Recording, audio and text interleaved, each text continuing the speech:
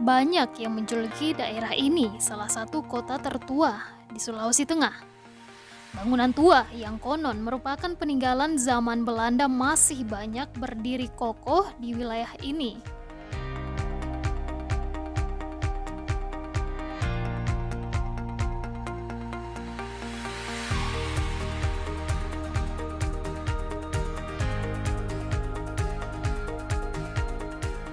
Daerah ini juga merupakan salah satu kabupaten tertua di Sulawesi Tengah sejak Provinsi Sulawesi Tengah dibentuk pada tahun 1964 silam, yang kala itu hanya terbagi menjadi 4 kabupaten.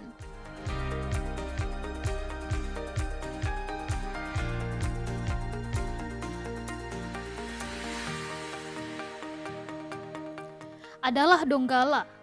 Donggala yang banyak menyimpan nilai sejarah, merupakan salah satu kabupaten tertua di Sulawesi Tengah selain Poso, Toli-Toli, dan Banggai.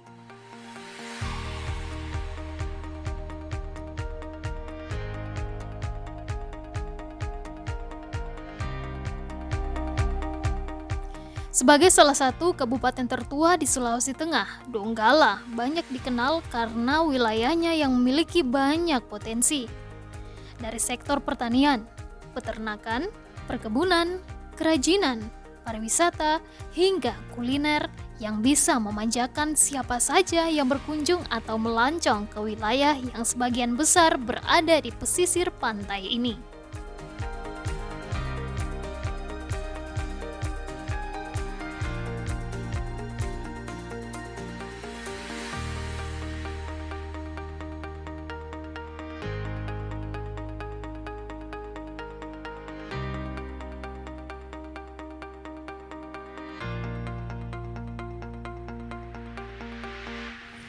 Siapa yang tidak mengenal Donggala? Salah satu kabupaten tertua di Sulawesi Tengah ini memiliki banyak potensi. Nah, kali ini saya akan mengajak pemirsa di rumah untuk menelusuri kawasan pesisir Donggala, tepatnya di wilayah Banawa. Lalu, apa saja daya tarik yang dimiliki kawasan pesisir Donggala? Ikuti perjalanan saya dalam Kampungku Keren.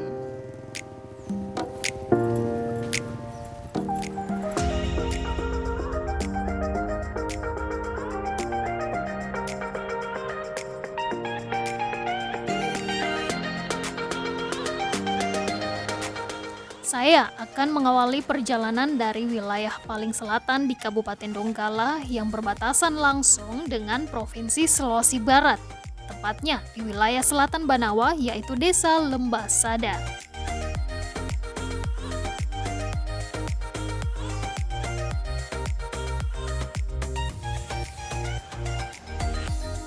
Siapa saja yang melintasi kawasan ini akan dengan mudah mendapati mereka para penyedia aneka jenis tungku yang terbuat dari tanah liat.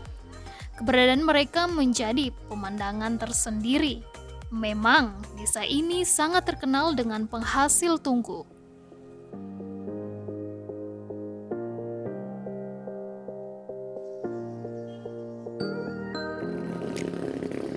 Ya pemirsa, saat ini saya sudah berada di salah satu desa di wilayah Banawa, di mana di desa ini ada tempat sebagai proses pembuatan tungku.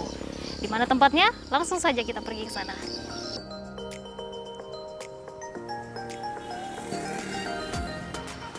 Misi Bu, mau lihat-lihat? Ya, silakan.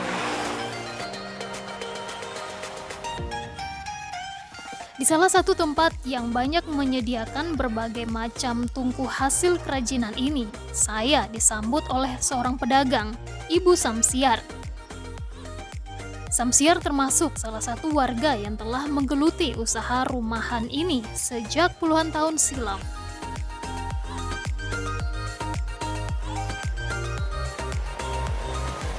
Bu, ini saya lihat tungkunya ada beda-beda bentuknya. Iya, Lalu beda. apakah ada fungsinya berbeda-beda juga? Ada, ini fungsinya pakai arang, kalau ini pakai kayu, pakai kayu. kalau ini pakai bakar ikan. Oke, ini yang ada saya juga lihat ada yang kecil, Bu. Iya, ada Kecil, kecil, itu ada fungsinya kecil, buat ada besar. Itu kecil, belanga kecil. Kalau yang belanga besar kecil. pakai belanga besar. Oh, baiklah, Iya. belanga besar ya. Beberapa jenis dan ukuran tungku disiapkan oleh Samsiar. ibu 2 orang anak ini mematok harga tungku sangatlah terjangkau, hanya dari harga belasan ribu rupiah hingga puluhan ribu rupiah. Ukuran terkecil dijual dalam 15.000 rupiah per tungku. Untuk ukuran terbesar dijual masih di bawah 100.000 rupiah. Tungku-tungku yang seperti ini, Bu, ada proses pembuatannya berarti? Ada. Proses pembuatannya sendiri di mana, Bu? Ada di belakang. Ada di belakang? Iya. Di belakang Iya. di rumahnya Ibu? Iya. Wah, saya boleh diantarkan ke Iya, sana, Bu? mari. Ya.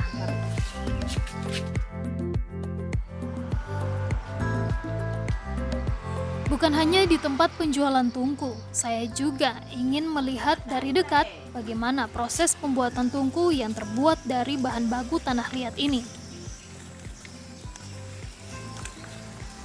Halo Ibu, Iya. dengan Ibu siapa ini? Bikin tungku. Ibu siapa ini? Ibu muslimah. Ibu muslimah. Jadi bahan utama dari tungku ini sendiri tanah liat ya Bu? Iya, Kita tahu tanah ya? liat. Pasti tanah liat. Dengan abu. Setelah diaduk dengan menggunakan campuran abu gosok. Tahapan selanjutnya adalah pembentukan tungku dengan alat cetak yang telah disediakan. Berarti Bu, setelah ditaruh di peti ini, proses atau tahap selanjutnya apa Bu? Dua hari dikasih kering. 2 hari dikasih kering? Iya, baru dibuka petinya. Oh, dikasih kering di mana itu Bu? Di sini saja, di sini. Ada Di peti. tempatnya? Iya, Di sini? peti. Kalau sudah 2 hari keras dia, Iya. di sana sudah Petinya itu, lagi. pengerasan petinya dibuka? Dibuka petinya, Oh. pengerasan 3 hari kalau cuaca bagus. Ada yang sudah jadi Bu? Saya boleh lihat? Ada. Pengeringnya, oke. Nah, Antar ini saya, Bu. belum jadi, ini pengerasan. Oh, ini pengerasan. Iya, Ini pengerasan. pengerasan ini. Kurang lebih berapa hari didiamkan Bu? Kalau panas matahari 3 hari bisa 3 hari. sudah diukir. Oh, berarti ini tergantung cuaca Iya, juga Bu. tergantung Kalau cuaca. hujan, Iya, kalau minggu hujan bisa. 1 minggu. Iya. Kalau cuaca Panas. lagi bagus, Iya, 3 hari panas, sudah bisa 3 diukir. hari Kalau sudah bisa. keras dia diangkat ke sana sudah diukir di sana. Oh, jadi ini setelah pengeringan ada proses selanjutnya. Iya, Proses di sana selanjutnya pengukiran. Pengukiran lagi. Siap. Gosok keras toh. Langkah terakhir sebelum dibakar, tungku yang telah dicetak selanjutnya diukir dan dikeringkan dengan cara dijemur. Langkah ini agar cetakan tungku kuat dan tidak mudah pecah. Oh, jadi di sini proses pengukirannya. Pengukiran, Setelah iya. pengeringan, Iya. ini pengukiran. Halo, dengan Ibu siapa? Ibu Ratna. Ibu Ratna. Wah, ini Ibu Ratna. ukir-ukir begitu ya, Bu ya. Iya. Ini ukir wajah saya bisa, Bu? Ya, bisa. Wajah saya ditungku begitu ya. Iya. Oh, jadi ini setelah kering Ibu ukir di sini. Iya. Ini kalau boleh tahu pelapisnya mejanya memang harus seperti Iya, ini. harus. seperti Kalau ini. ini Oh. anu putar lagi begini. Putar-putar. Oh, ini istilahnya seperti meja putar, Iya, iya. bikin kue itu ya. Oh, oke. Iya. Terus lagi di sini diputar lagi, dibalik Tidak lagi. diangkat lagi dia. Putar. Ini proses ukir-ukirnya ini memang setiap harinya harus sama bentuknya, Bu. Iya, sama. Harus sama terus. Beda, Oke. beda. Ada yang beda Ada juga. arang, Ya. Ada kayu. Ada juga kayu. Iya, ini Wah. kayu ini. Berapa lama Bu biasanya proses ukir-ukiran dari tungku ini, Bu? Satu harinya Satu ada hari. Satu hari ada. Iya. Sangat biasa. Satu harinya 10. 10? Satu harinya dia ada ukir Hari. bisa. 10 tungku Ibu Iya, ukir 10 satu tungku. hari. Iya, Wah, kalau yang luar kecil-kecil. biasa. Mantap Ibu.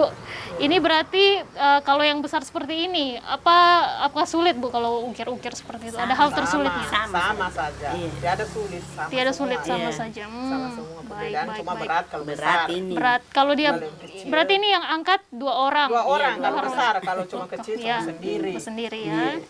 Tapi ini Bu saya lihat sedikit basah begitu. Iya. Memang Tidak basah. boleh juga terlalu keras. Tidak Setengah boleh mati juga terlalu diukir. keras. Keras. Oh, baik, baik. Keras dia. Ini sederhana sudah ini. Sedang-sedang sudah dia ini. Kalau Baik, Ibu. lembek tidak bisa juga. Kalau lembek tidak bisa Iya, juga. terlalu keras tidak bisa juga. Setelah habis diukir, iya. di anu lagi dia, Ya, dibakar dalamnya. dibakar lagi. Kalau sudah itu, Sudah jadi ukirannya, ukirannya dibakar. dibakar lagi di situ. Ada tempatnya. Ada. Ada tempatnya. Baik Ibu, saya mau lihat proses pembakarannya.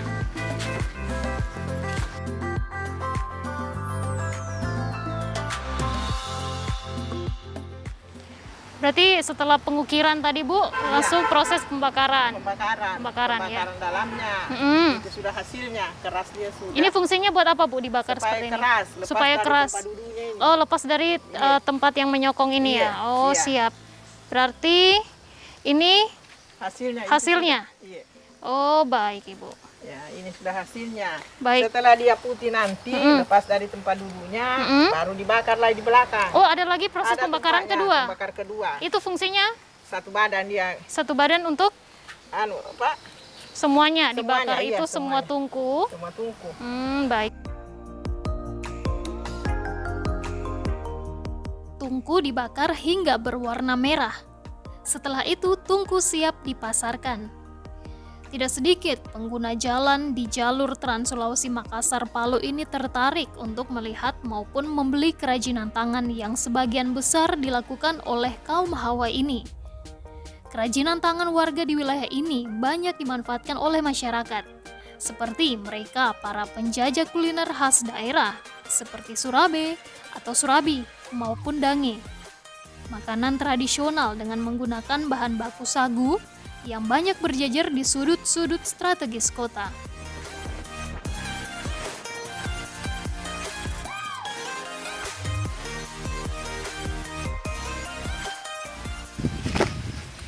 Ya pemirsa, inilah proses akhir dari pembuatan tungku, dan kali ini saya akan kembali mengajak Anda untuk melihat aktivitas lain dari masyarakat di kawasan pesisir Donggala, tepatnya di wilayah Banawa, yaitu proses pembuatan atap dari bahan daun sagu.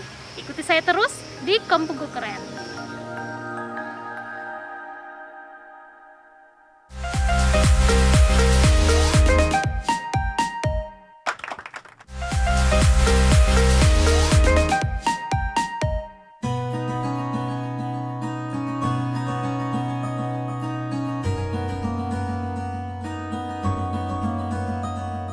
Hanya berjarak beberapa kilometer dari tempat pembuatan tungku di wilayah Banawa juga ada pembuatan atap, tepatnya di wilayah Banawa bagian tengah.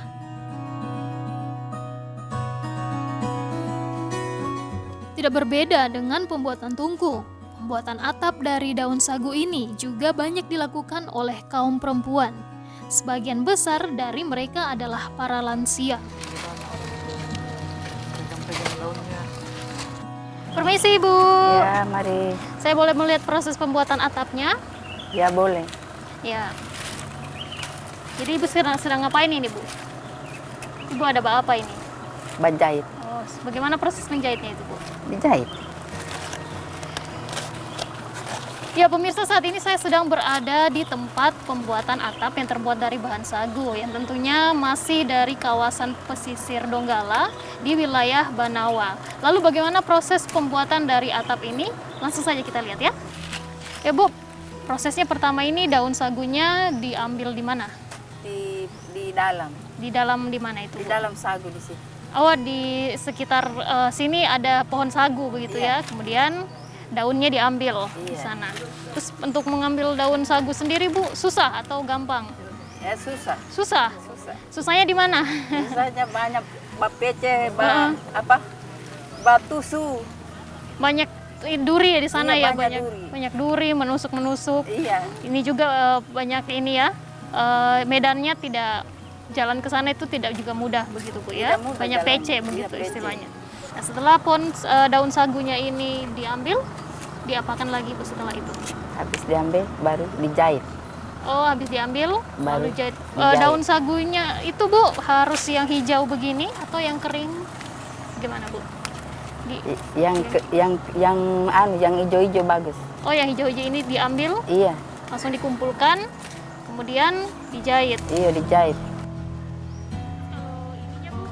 Pembuatan atap ini cukup unik, karena seluruh bahan baku yang digunakan berasal dari pohon sagu atau enau, seperti batang dari daun sagu yang dijadikan tulang atap maupun tali pengikat. Saya boleh lihat bagaimana proses penjahitannya, Bu? Diapakan pertama?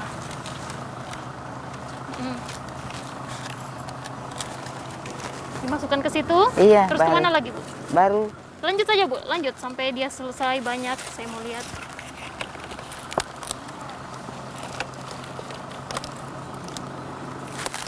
Saya duduk di sini boleh, Bu? Ya, Iya. boleh.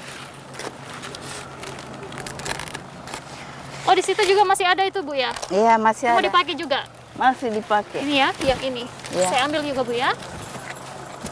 Iya. Sini daun sagunya. Saya taruh di sini. Dijahit begitu. Iya. Ini alat jahitnya ini terbuat dari mana, Bu? Dari apa? Ya, Gaba-gabanya. gaba-gaba ini Iya. diambil dari mana ini? Di dalam dalam. pohon sagu. Oh, ini masih pohon sagu, ini masih daun sagu juga. Iya. Iya, dari daun sagu. Oh, juga. baik, Bu. Terus bagaimana lagi selanjutnya, Bu?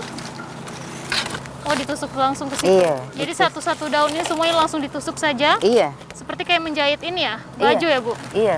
Baik-baik. Dalam sehari mereka rata-rata bisa menganyam atau membuat atap dalam kisaran 50 biji.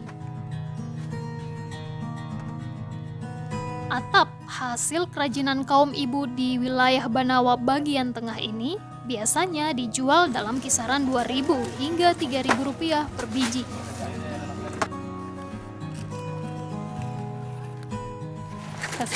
Seimbangkan. Begini ya. Iya. Aduh, Bu, maaf kalau berantakan. Entah hambur, Bu. Ini langsung tusuk ke sini. Oke. Ya, Bu, pembuatan atap ini juga memang sulit ya, Bu. Tidak bisa saya pikir juga gampang tadi. Ibu bilang juga sering tertusuk durinya. Iya. Dan juga mengambil daun ini juga sulit medannya.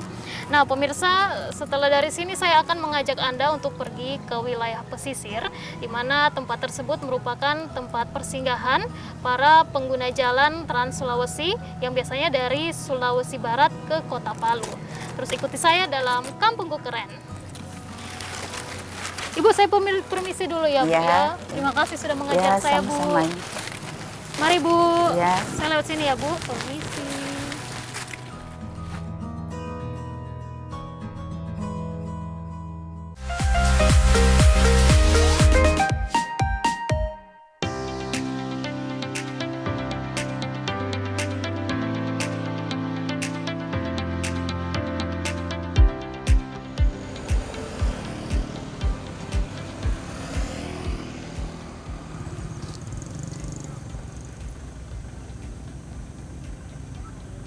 Dari pagi hingga siang hari saya telah menelusuri beberapa kawasan di wilayah Banawa. Saatnya saya harus beristirahat sambil menikmati suasana pemandangan laut yang berada di antara jalan Trans Sulawesi Makassar Palu.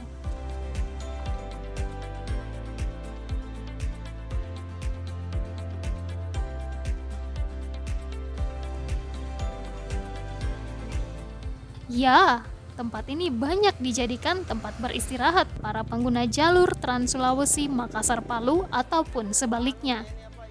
Cukup beralasan, jika siapa saja yang melintasi kawasan ini tertarik untuk berhenti sembari menghilangkan kepenatan setelah sekian lama menempuh perjalanan.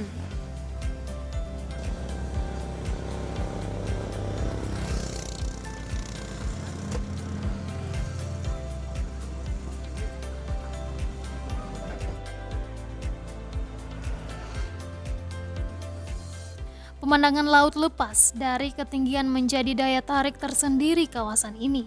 Strategis dan menariknya, tempat di antara tebing dan laut juga menjadi alasan sejumlah pedagang untuk menjajakan dagangannya dengan salah satu kuliner khas Indonesia, pentol atau siomay.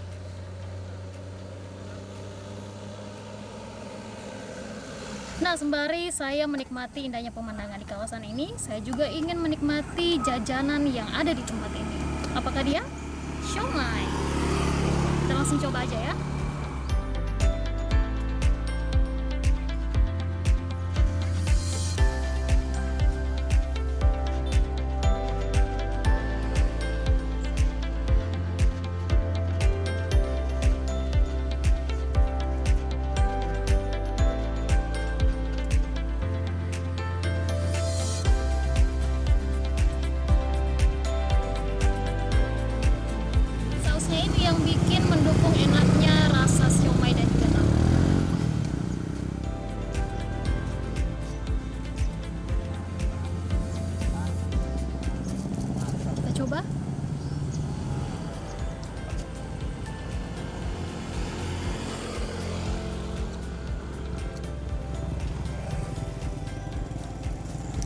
Sekarang kita coba tahunya.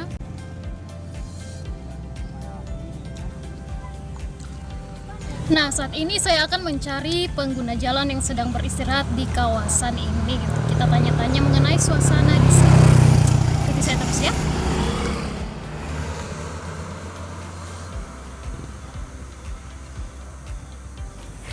Permisi Bapak. Permisi, Bu. Dengan siapa Bapak? Ya dengan Asa Hairudin. Pak Hairudin. Iya. Bapak Hairudin dari mana? Dari Mamuju, Sulawesi Barat. Oh, dari Mamuju. Iya. Terus tujuannya mau kemana ini? Mau ke Palu ini, Bu. Oh, mau ke Palu. Iya. Jadi singgah di sini dulu. Iya, singgah sini dulu. Sudah sering singgah di sini, Pak? Iya, sering sekali, Bu. Sering sekali. Iya. Kita di sini untuk beristirahat juga sambil mencicipi hidangan yang disediakan Mas. Sedangkan Mas Iya. Kan di sini ternyata Mas ada juga asli sini biasa yang menjual. menjual di sini. Terus bagaimana rasa dari pentolnya, Pak? Ya, bagus, Bu. Nikmat. Bagus, Iya. nikmat. Enak ya. Iya. Berarti tidak beda dari somai-somai atau pentol-pentol yang Iya, dijual iya, biasanya. tidak beda sekali. Baik, Pak Hairudin, terima kasih. Iya, Bu. Mari ya. Sama-sama, iya.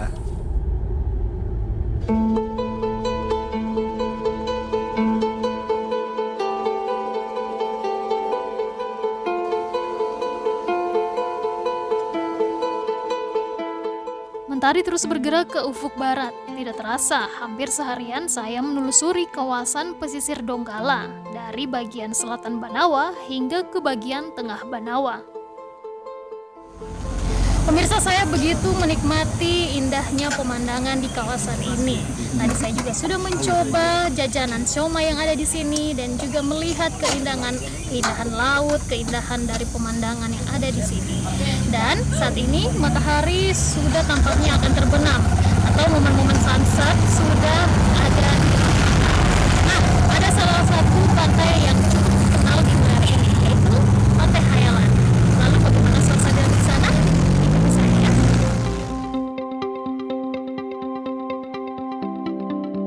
Menuju ke Pantai Hayalan hanya memerlukan waktu beberapa saat saja dari pusat kota Donggala. Tidak kalah menariknya dengan wisata laut yang lain. Pantai Hayalan juga bisa menjadi alternatif untuk mengisi hari libur ataupun untuk menghilangkan kepenatan dalam perjalanan dari Sulawesi Barat ke Kota Palu. Karena letak pantai ini juga berada di antara jalur Trans Sulawesi. Nah, ini dia Pantai Hayalannya. Ayo kita lihat-lihat.